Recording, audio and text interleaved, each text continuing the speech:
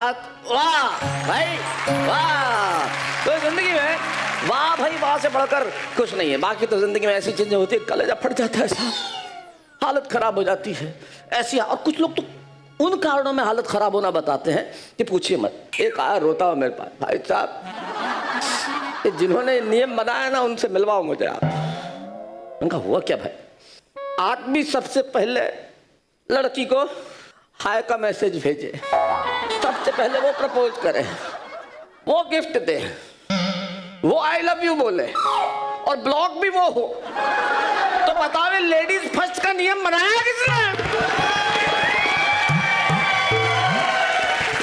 मैंने कहा भाई तकलीफ तो तेरी बड़ी है, क्या किया जाए। अच्छा ऐसी तकलीफों में भी लोग रास्ता ढूंढ लेते हैं। किसी ने किसी से पूछा कि भाई मोहल्ले में किस बच्चे से सबसे ज्यादा प्यार करते हैं सारे लोग मोहल्ले वाले। अब सब अपना अपना कारण बता रहे थे। एक ने कारण बताया भाई उस बच्चे से सबसे ज्यादा प्यार करते हैं जो पढ़ाई में अव्वल आता हो, बड़ा मेहनती हो। दूसरा बोला नहीं उससे सबसे ज्यादा प्यार करते हैं जो सबकी मदद करता है, सबके काम में आता है। किसी का तो अंकल मैं शक्कर ले आता हूँ, अंकल मैं आपकी साइकिल उठा लेता हूँ। तीसरा बोला गलत कह रहे हैं आप, सबसे ज्यादा प्यार उस बच्चे से करते हैं लोग मोहल्ले में जिनकी माँ बहुत सुंदर।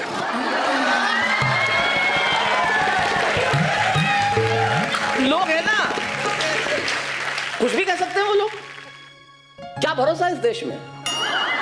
जिंदगी में कुछ चीजें कभी काम नहीं आती। जैसे हर आदमी के जीवन में सुख भी होते हैं, दुख भी होते हैं, अच्छे बुरे सपने होते हैं, कुछ पराए कुछ अपने होते हैं, वैसे ही हर आदमी के दिल में बसी होती एक कविता है।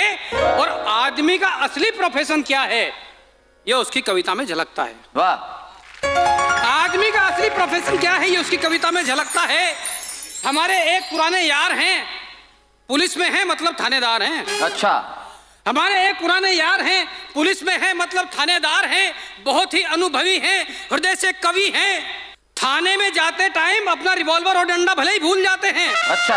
अपनी कविताओं की डायरी कभी नहीं भूल पाते हैं। बहुत अच्छे, बहुत बढ़िया। अपनी कविताओं की डायरी कभी नहीं भूल पाते हैं। अपराधियों को गालियां भी तरन्नुम में सुनाते हैं। बहुत अच्छे। अपराधियों को गालियां भी तरन्नुम में सुनाते हैं। बड़ा इंटरेस्टिंग है, तरन्नुम में कैसे सुनाते होंगे? तेरी तेरी अच्छे अच्छे अपराधी इन्हें देखकर भाग जाते हैं, क्योंकि पकड़े जाने पर कविता भी सुननी पड़ती है और सजा भी पाते हैं। क्या बात है, क्या बात है, वाह। ये थानेदार साहब एक दिन थाने में बैठकर अपने हवलदारों को कविताएं सुना रहे थे। अच्छा। हवलदारों की समझ में नहीं आ रही थी, पर साहब थे ना, इसलिए वंस मोर किए जा रहे थे।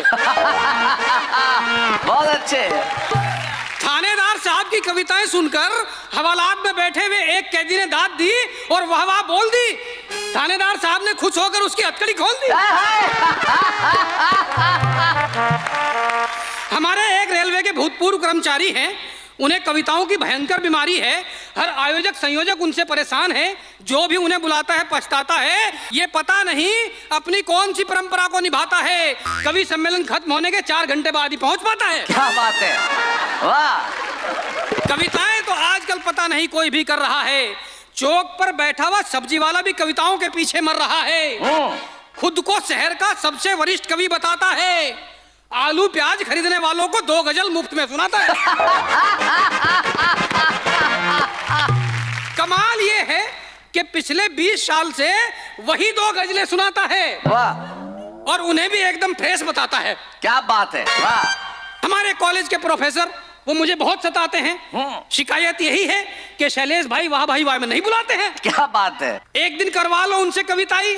शैलेश जी बोले भाई साहब ये कविताओं के नाम पर बहुत पकाता है, हमारा तो एपिसोड ही आधे घंटे का है, ये तो फुल स्टॉप ही 45 मिनट बाद लगाता है।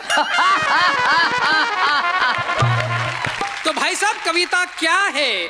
कविता तो एक सद्विचार है, हमारे आपके बीच का प्यार है, बड़ों का स्नेह है, दुलार है। कविता कवि की आत्मा है, भाषा का वंदन है। कविता के इस मंच पर आप सबका अभिनंदन है। हम आपको और ज्यादा बोर नहीं करेंगे, हम आपको और ज्यादा बोर नहीं करेंगे। बड़े बड़े कवि बैठे हैं, उनकी कविताओं का आनंद लीजिए। मेरी कविताएं खत्म हो गई, ताली बजा दीजिए। वाह, बहुत बढ़िया। बिल्कुल सही कहा तुमने। आदमी का जो प्रोफेशन होता है वो उसी तरीके से व्यवहार करता है, बिहेव करता है। मेरा अनुज कवि है गोविंद राठी, वो एक कविता सुनाता है। वो कहता है कि भाई साहब एक बार एक सब्जी वाले की शादी हुई, वो ऐसे सुनाता है। एक सब्जी वाले की शादी हुई, और जब सब्जी वाले की शादी हुई तो जाते ही उसने कमरे में अपनी आदत के अनुसार बीवी में पानी छिड़का। बोले क्या कर रहे हो, ऐसे सुहाग रात कैसे कटेगी? बोले इस पानी से सुबह तक ताजा रहोगी। ये देखिए आदमी जो है अपने व्यवहार के अनुसार ऐसा काम करता है। और जैसा तुम कह रहे थे कि हाँ कुछ भी सुना देते हैं, समझ में ही नहीं आता, वैसे एक मैं कवि सम्मेलन में संचालन कर रहा था, एक सज्जन आए, उन्होंने कविता शुरू की थी। हुजूर अर्ज किया है डिब्बा। मेरी कविता का शीर्षक है डिब्बा।